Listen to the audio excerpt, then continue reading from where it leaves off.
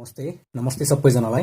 आज चाहिँ हामी क्लास 11 को जर्नल भाउचर भन्ने च्याप्टर पढ्न गइरहेछौँ र यो च्याप्टरबाट तपाईहरुलाई एक्जाममा 5 मार्क्स को न्यूमेरिकल आउँछ। जर्नल भाउचर भनेको गभर्नमेन्ट अफिसमा सुरुमा रेकर्ड गर्ने फाइनान्शियल ट्रान्ज्याक्सनलाई चाहिँ जर्नल भाउचर भनिन्छ है। र जर्नल भाउचर सेम हाम्रो जर्नल इन्ट्री जस्तै हुन्छ। तपाईहरु के गर्नुस् भन्दाखेरि यो जर्नल भाउचर भन्दा अगाडि जर्नल इन्ट्रीज छ त्यसको पार्ट 1 को भिडियो हेर्नुस् अनि बल्ल यो भिडियो हेर्नुस् है, त्यसपछि मज्जाले बुझिन्छ। यहाँ हेर्नुस्, जर्नल भाउचरमा पनि rules of for debit and credit हुन्छ। जस्तै पर्सनल अकाउन्टको रुल, डेबिट भनेको द रिसिभर अनि क्रेडिट भनेको द गिभर। रियल अकाउन्टको rules, what comes in debit, what goes out credit. अनि अर्को छ नोमिनल अकाउन्टको rules, all expenses and losses are debit अनि all income and gains are credit. हाम्रो यो सेम जर्नल इन्ट्रीजको रुल्स हो। अब जर्नल भाउचर गर्नलाई के भाउचरहरु के इन्ट्रीजहरु मैले चाहिँ यहाँ लेखेको छ, तपाईहरु यो बुझ्न एकदम जरुरी छ। जस्तै टाइप्स अफ जर्नल भाउचर है, हामीले यहाँ चाहिँ तीनवटा टाइप्स पढ्नु पर्ने हुन्छ। सिम्पल अर एक्सपेन्डिचर भाउचर अनि एडभान्स एक्सपेन्डिचर भाउचर र मिसलेनियस भाउचर भनेर। नम्बर 1 मा simple or expenditure voucher. Simple भाउचरमा के हुन्छ भन्दाखेरि खर्च अकाउन्ट डेबिट हुन्छ र पैसा जान्छ, पैसा अकाउन्ट चाहिँ क्रेडिट हुन्छ। खर्चलाई डेबिट बजेट एक्सपेन्डिचर लेखिन्छ र पैसा गएकोलाई क्रेडिट नेपाल राष्ट्र बैंक भनेर लेखिन्छ अनि अमाउन्ट चाहिँ डेबिट क्रेडिट अमाउन्ट चाहिँ यसरी लेखिन्छ। 2 नम्बरमा एडभान्स एक्सपेन्डिचर भाउचर। अब एडभान्सको एक्सपेन्डिचर भाउचर कसरी चाहिँ हुन्छ?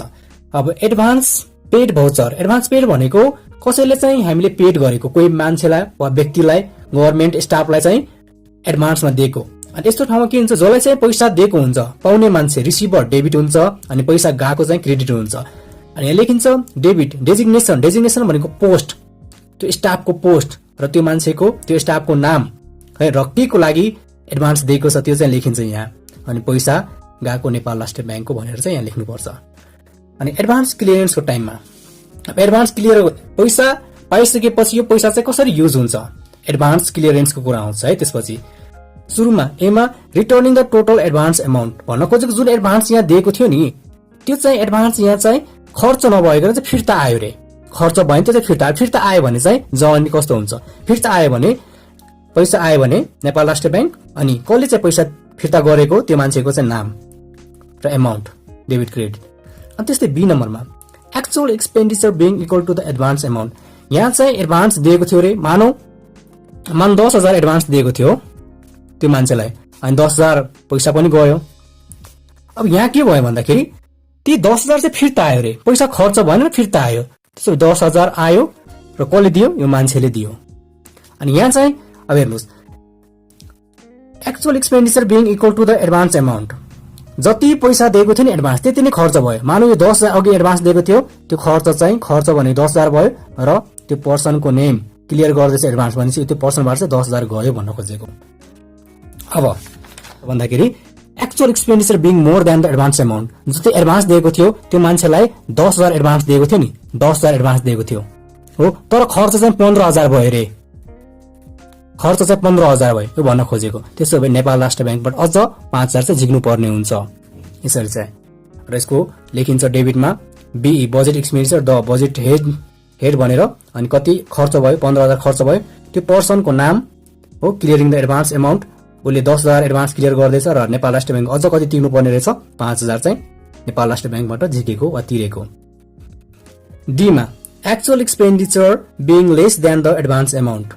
अब अघि न मानव त्यो मान्छेले 10,000 एडभान्स पाएको थियो, यहाँ लेखौं यो मान्छेले 10,000 एडभान्स पाएको थियो नि, सुरुदेखि एडभान्स 10,000 पाएको छ र खर्च चाहिँ कम भयो रे। मानव 5,000 मात्र खर्च भयो, खर्च 5,000 मात्र भयो भने त्यो पैसा हामीले 5,000 अझ बैंकमा डिपोजिट गरिदिनु पर्छ, फिर्ता गरिदिनु पर्छ। त्यही भएर यसको चाहिँ जर्नल भाउचर लेखिन्छ डेबिट बीई त्यो नाम खर्चको नाम अनि त्यसपछि पैसा जम्मा गरिदिएको नेपाल राष्ट्र बैंकमा पैसा आएको हो फेरि अनि क्रेडिट त्यो मान्छेको नाम है। यिनीमा छ पार्शियल क्लियरेन्स। यहाँ चाहिँ के हुन्छ भन्दाखेरि एडभान्सको कुरा आउँछ। एडभान्समा यहाँ तिरेको छ भने कसको पैसा तिर्यो एडभान्समा र कुन महिनाको पैसा तिर्यो भनेर। यहाँ चाहिँ एडभान्समा आएको हुन्छ, आयो भने कुन महिनाको पैसा आयो भनेर है, आयो भने डेबिट कहाँबाट आयो कुन महिनाको आयो भनेर क्रेडिट चाहिँ लेख्नु पर्यो। अनि त्यसपछि मिसलेनियस जर्नल भाउचर बजेट रिलिजको कुरा हुन्छ। बजेट रिलिज हुँदाखेरि के भएको छ ए नम्बरमा ए नम्बरमा at the time of receipt of preliminary revolving fund, यदि रिसिभ भएको छ भने रिभल्भिङ फन्ड डेबिट नेपाल राष्ट्र बैंक र क्रेडिट रिभल्भिङ फन्ड भनेर लेखिन्छ। अनि त्यस्तै अब बी नम्बरमा इम्पोर्टेन्ट है, यिनीहरू इम्पोर्टेन्ट प्राय जस्तो सोधिने भनेको यिनीहरू हो। अब when the bank order and budget release order are received for an equal amount of expenditure, budget release हुन्छ र बजेट रिलिज हुँदाखेरि पैसा तलमाथि हुन सक्छ है, कुनै बेला धेरै आउँछ, कुनै बेला कम आउँछ र कुनै बेला ठिकको आउँछ। अब यहाँ के भनेको छ, जति बजेट रिलिज भयो, मानौ 50,000 बजेट रिलिज भयो र त्यतिकै नै पैसा ब्याङ्कमा पनि आयो, रिसिभ भयो भने चाहिँ यसरी चाहिँ यो दुईटा मात्र हुन्छ, डेबिट नेपाल राष्ट्र बैंक र credit budget release. Budget release भयो भने पैसा चाहिँ ब्याङ्कमा आउँछ, त्यही भएर चाहिँ ब्याङ्क एकाउन्ट डेबिट हुन्छ र यो बजेट रिलिज क्रेडिट हुन्छ।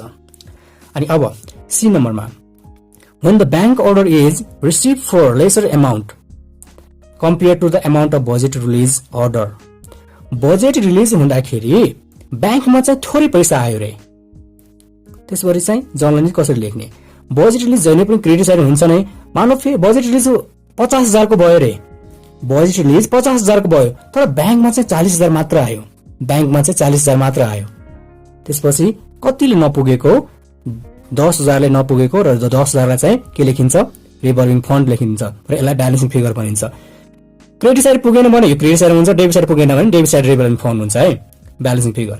यहाँ हेरौँ न टी नम्बरमा when the bank order is received for reimbursement of expenditure as well as additional revolving fund, यहाँ भन्न खोजेको जतिको बजेट रिलिज भएको छ, मानौ 50,000 को बजेट रिलिज भयो रे तर ब्याङ्कमा चाहिँ 60,000 आयो के, बजेट रिलिज भन्दा चाहिँ धेरै पैसा आयो भने क्रेडिट साइड कम हुन्छ, क्रेडिट साइड कतिले कम भएको हो, 10,000 ले। अनि यो रिभल्भिङ फन्ड क्रेडिट साइड लेखिन्छ, मैले ब्यालेन्सिङ फिगर लेखेँ, यो ब्यालेन्सिङलाई मैले ब्यालेन्सिङ फिगर लेखेँ, यो ब्यालेन्स गर्छ है, यहाँ चाहिँ डेबिट साइडमा, यहाँ चाहिँ क्रेडिट साइडमा।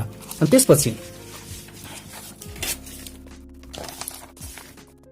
त्यसपछि पीटी क्याश फन्डको कुरा आउँछ। when PT cash fund is created, यदि पीटी क्याश फन्ड क्रिएट गर्यो भने त्यतिखेर चाहिँ डेबिट पीटी क्याश फन्ड हुन्छ अनि क्रेडिट नेपाल राष्ट्र बैंक हुन्छ। अनि लास्टमा छ salary distribution. Salary डिस्ट्रिब्युसनमा DRB salary हुन्छ, खर्च भयो, अनि डीआरबी अलाउन्सेस भत्ता भयो हैन, यो चाहिँ डेबिटमा हुन्छ। त्यसपछि सबै क्रेडिटमा हुन्छ, provident fund, income tax deduction, loan deduction, advance clearance Nepal राष्ट्र बैंक, नेट एमाउन्ट पेबल। हेर्नुस् के हुन्छ भन्दाखेरि स्यालेरी जति हुन्छ नि त्यति चाहिँ स्टाफले पाउँदैन है। मानौ 80,000 स्यालेरी छ उसको र एलाउन्सेस 20,000 छ, भन्न खोजेको 1 लाख भयो हैन, 1 लाख उसले नपाउला रे। किन पाउँदैन भन्दाखेरि प्रोभिडेन्ट फन्डमा मानौ 5,000 काटियो हो, ट्याक्स 5,000 काटियो, वा सपोज यो पनि काटियो रे, डिडक्सन लोन लिएको थियो, लोन पनि काट्यो रे। त्यसपछि अर्को चाहिँ एडभान्स क्लियरेन्स, एडभान्स पनि लिएको थियो होला, यिनीहरू काटेर चाहिँ बल्ल कति आउँछ, यहाँ 80,000 आउँछ भनेपछि चाहिँ उसले चाहिँ पाउनु पर्ने स्यालेरी कति हो, नेट स्यालेरी 80,000। यसरी चाहिँ हामीले यो कुराहरू चाहिँ बुझ्नु पर्ने हुन्छ र गाह्रो त केही छैन, हामीले बस यो इन्ट्रिजहरू चाहिँ बुझ्नु पर्ने हुन्छ। यदि बुझ्यो भने हामीले केही पनि गाह्रो छैन है। अब अझ हामी एउटा क्वेसन ट्राई गर्छौँ।